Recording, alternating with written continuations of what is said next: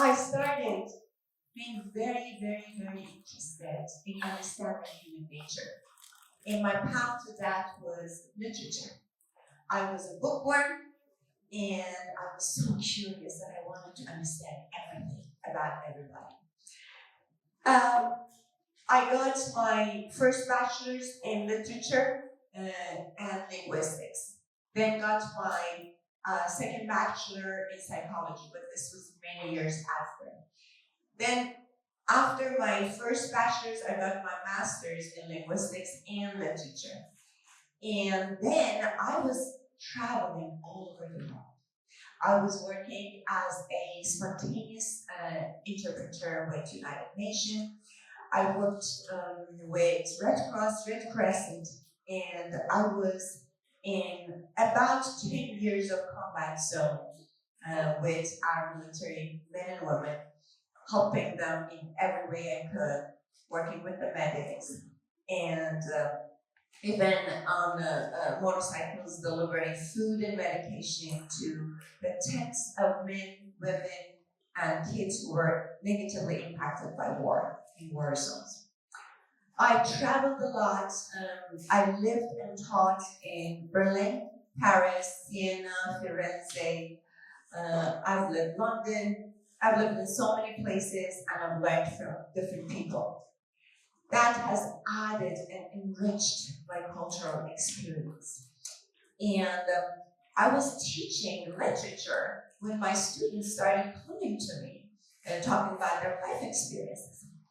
And I was able to help them, not having taken one unit in psychology. And one day the dean actually asked me to his office and said, "You understand that you're not a psychologist?" I said, "I'm fully aware of it." He said, "So why are these people lining at your office?" I said, "What do you want me to do? To shoot them?" They're there because they find help. So that conversation, and my students keep coming to me, even though I was begging them, "Please go to the school psychologist." They would come back to me. That initiated this desire in me to actually get degrees and be able to help people as a counselor. So I got my second master's degree in clinical psychology and research. The third one was clinical psychology in practice, and then I went for my PhD in clinical psychology and research and practice, and I became a psychologist. It's about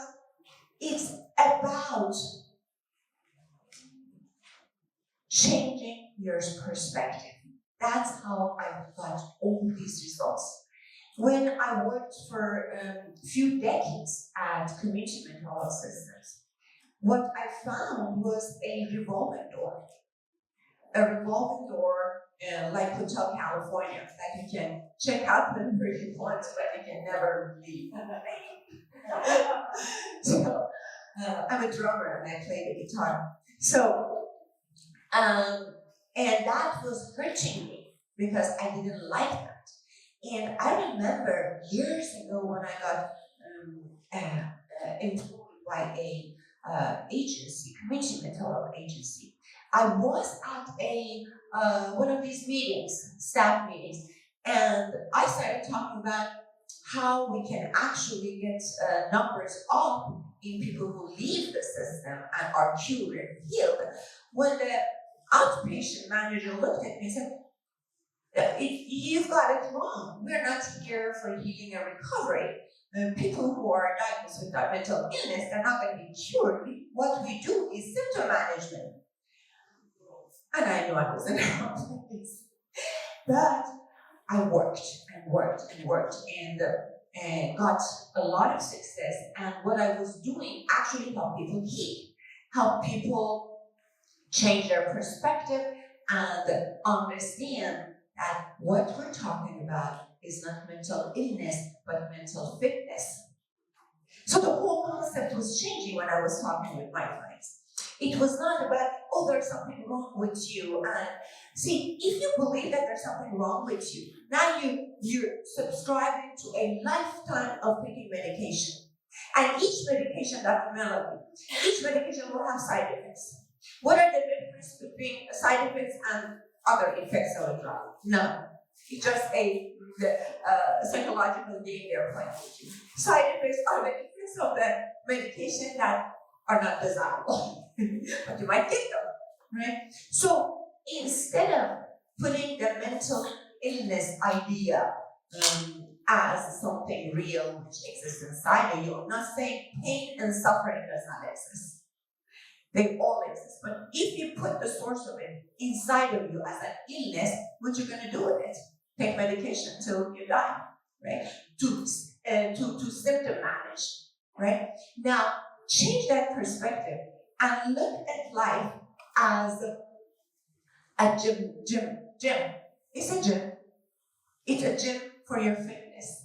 Now, when you look at it, have you ever gone to the gym and kicked the dumbbell or the weight that you can't pick up and say, why did you happen to me?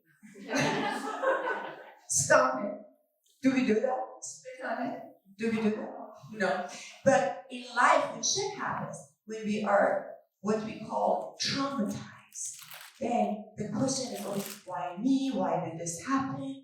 But if you change perspective and look at life as a gym, understand that you're here to train your soul, train your emotions, train your mind, and train your body, and train your emotions in a way not to take things personally, to look at every hurdle, every experience as a good thing that life is offering to you, because life wants you stronger.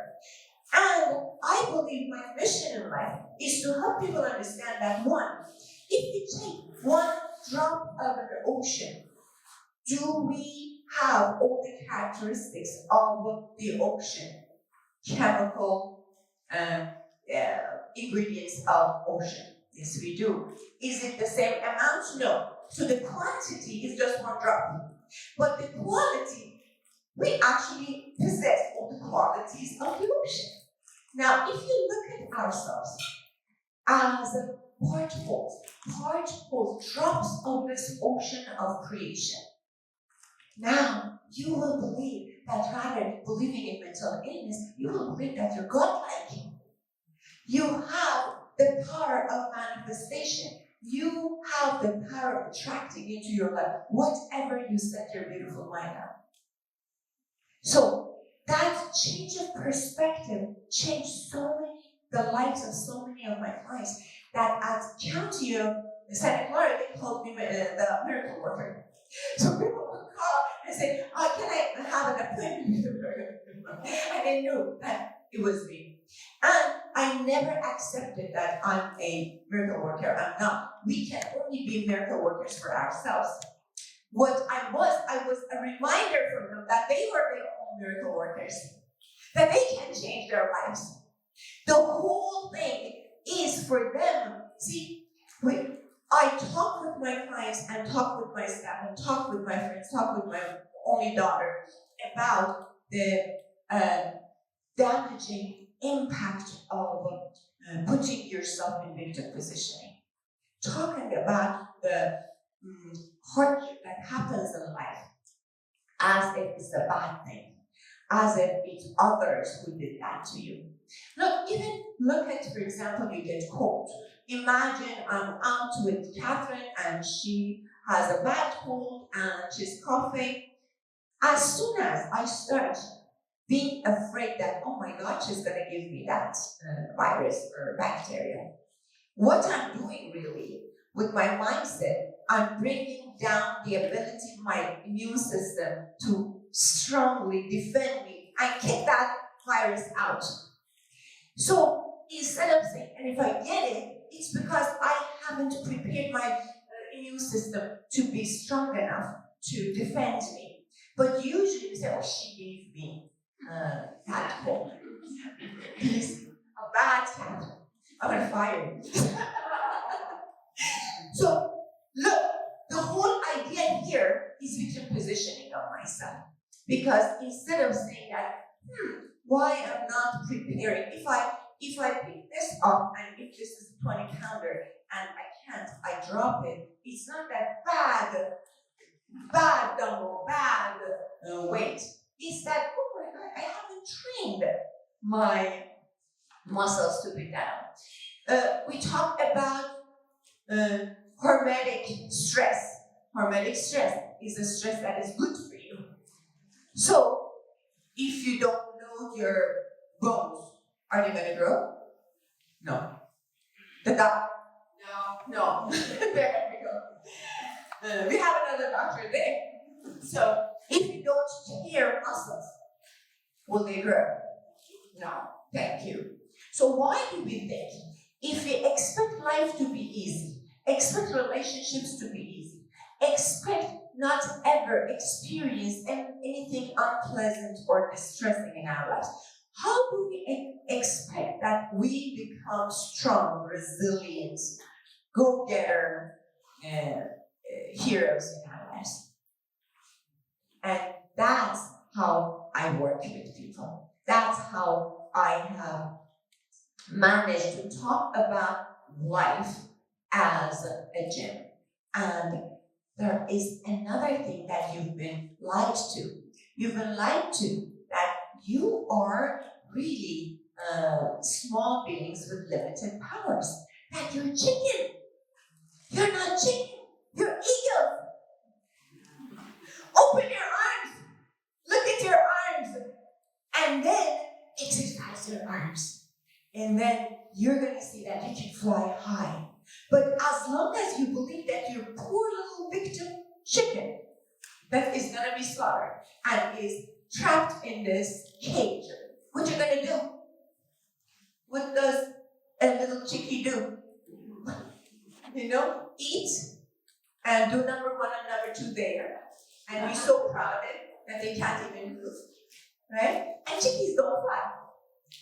Right? But as soon as you see, when I tell people, you're not a chicken, you're an eagle. Say, look, wait.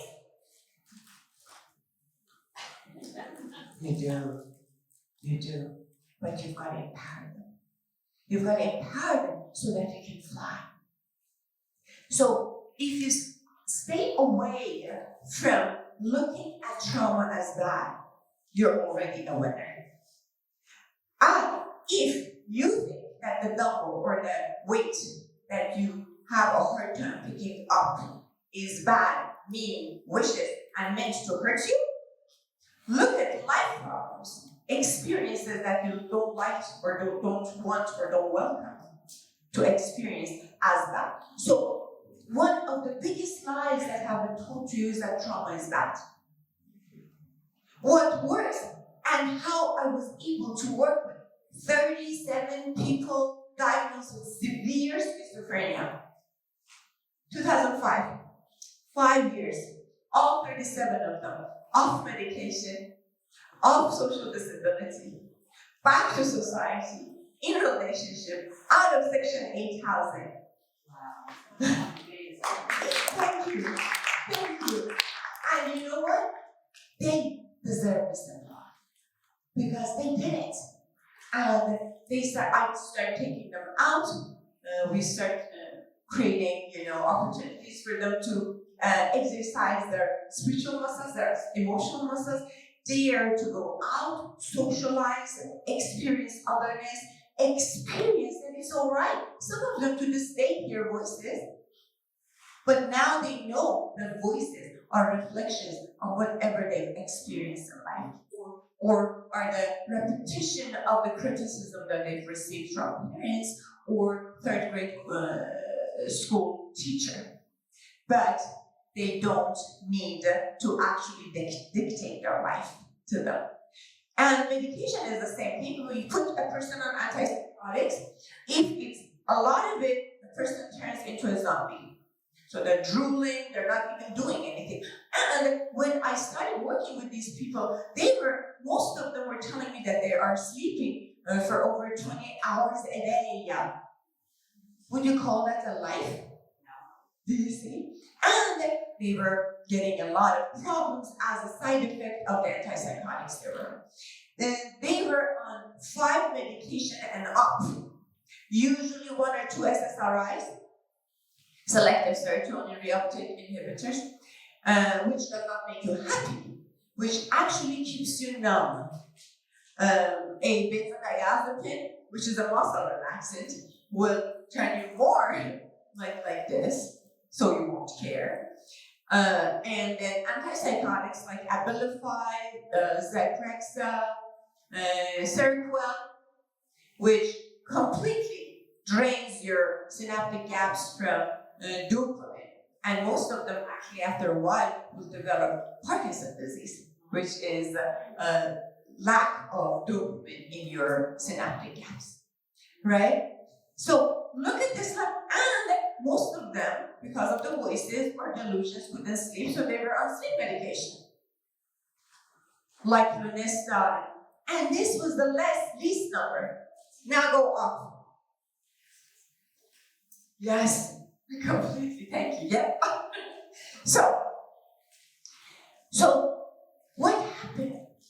They started looking at themselves as people who can't fly, and then they flew. Now they're living in San Jose. None of them have ever done something that we don't do. They're working, they're in relationships. So that happened only because of this belief that we're not going to talk about mental illness, but mental fitness. Now, if you look at Blue Zone research, their series, they're fascinating. You're going to see that there are basically, philosophically, I think there are 3 things that is going to keep you happy, successful, and healthy. 1 is, please don't eat processed food. Stay away from processed food. Eat whole food. Whole food. The closer to the nature, the better off you're going to be. And I have people who say that, well, I don't have enough money to do that on paycheck. But you know, it's going to be way less expensive. Don't go to the aisles in food markets. On the periphery, pick up some good full-fat yogurt, some eggs, monk fruit, a bunch of organic blueberries. Go home, add them a spoon or 2 spoonful of monk fruit with this, and add blueberries. That's great. That has protein. That is delicious. But then that's way less expensive than these little yogurts that you get with fruit on, which is really bad for you. Do you see? So when I talk about organic food, I'm talking about, I have nothing against medical doctors. I have nothing against drug companies, but I'm saying that some of them have gone wrong as a result of misinformation. So in our country, this is a little bit frightening. The 3 main leading causes of death. The first one, cardiovascular diseases. Second one, cancer. Third one, frightening. It's doctors, medical errors in diagnosing, in sending you to take this medication, that medication. Medical error is the 3rd cause of death in our country. And do you know how much in our country we spend on healthcare? 4.9 trillion. I can't even imagine that much money. $4.9 trillion. And this is again sad that I'm going to say that our country leads in cardiovascular diseases in the world. It leads in type 2 diabetes. And actually consumers spend about $110 billion a year on medication for diabetes, which is not genetic. Type 2 diabetes is about your lifestyle. So cardiovascular diseases, diabetes, and multiple chronic diseases in the single biome. Like one person having autoimmune problems, having type 2 diabetes, having this and that. And infant mortality, infants dying at birth, and maternal mortality. So we have moved away from nature that heals, nature, that is good for us, to process food that is killing us. Now, when I talk about good nutrition, meaning who eat whole food, okay, why do you think, for example, a lot of diets, these diets are talking about GOPs and enzyme that will keep you from eating, will give you the feeling of being full, right? You know that mimics an enzyme that our body actually secretes. And it secretes it when we have eaten nutrient-dense food. So, farm-raised chicken, eggs,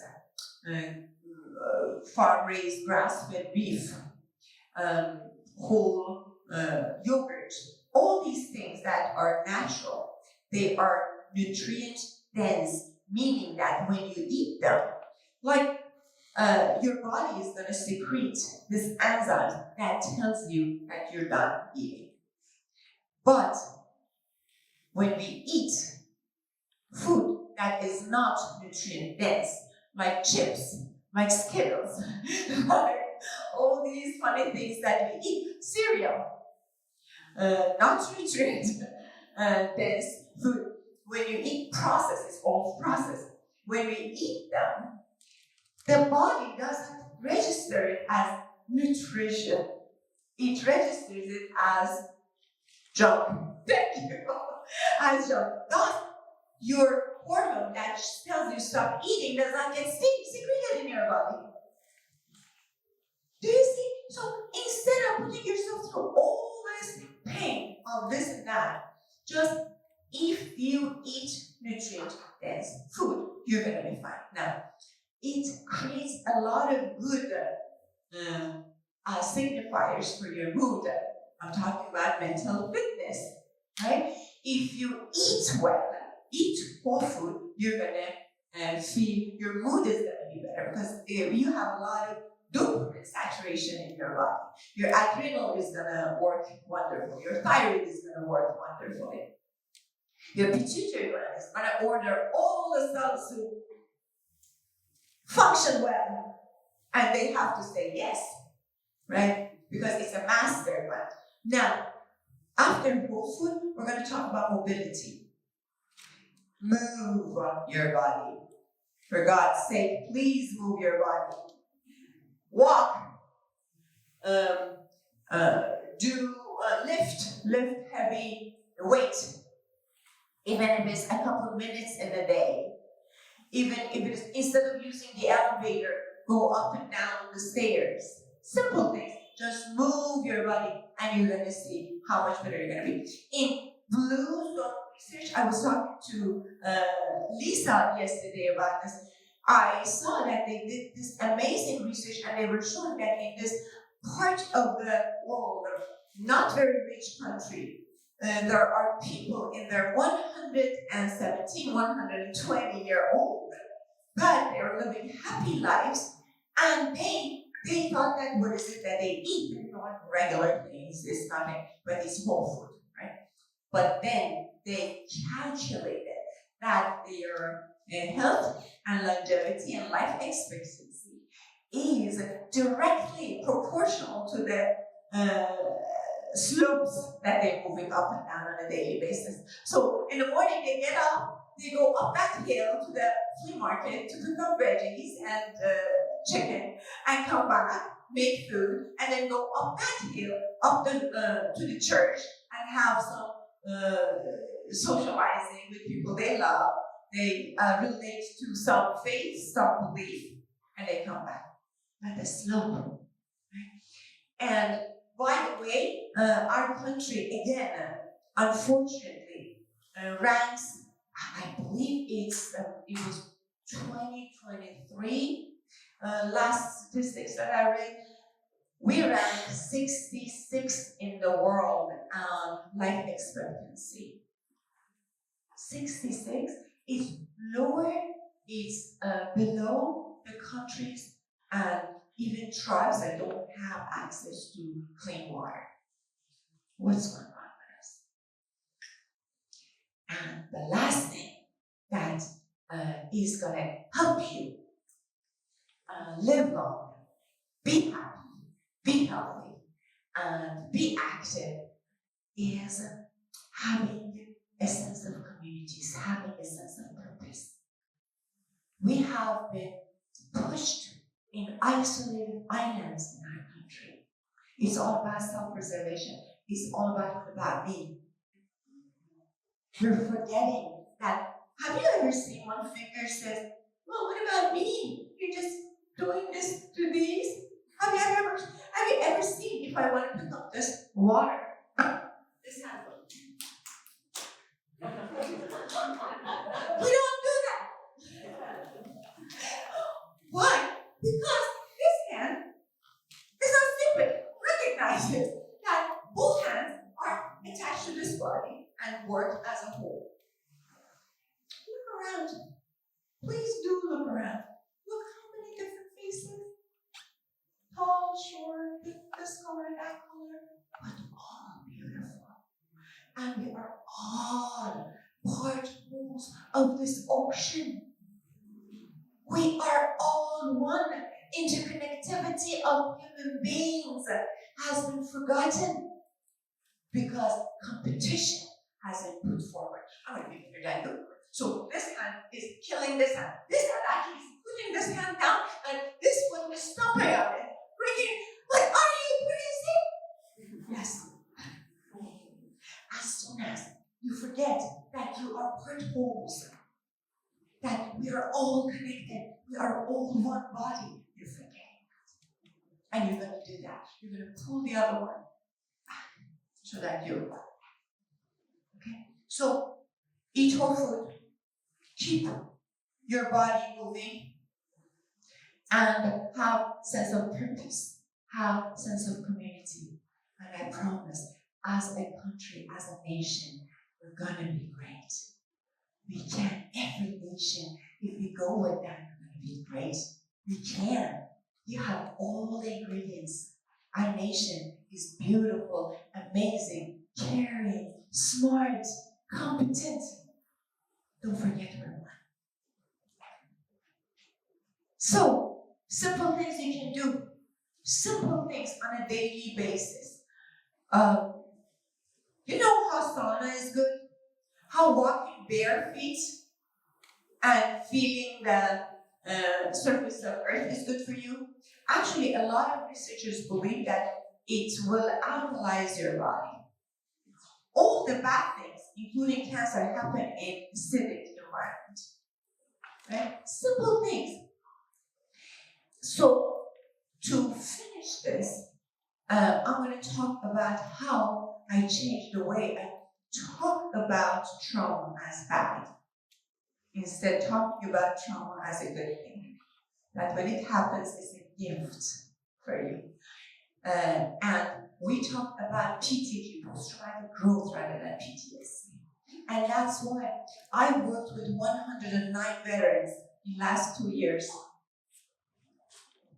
Serious suicidal and homicidal ideations and some acts of it. All of them are out of therapy, graduated, they're already in relationships, they're mended the severed relationships with their past relationships, with their wives and husbands and children who would not talk with them anymore. And they're employed, they're not taking medication, they eat whole food, they go to the gym. and 3 of them actually started their own business, small business. So It's not that, it is in the perspective. Because I talked about this large body of evidence is telling us that the natural outcome of trauma, what is trauma? Trauma is an undesirable, unpleasant experience that we thought that we didn't ask for, what happens to us, right?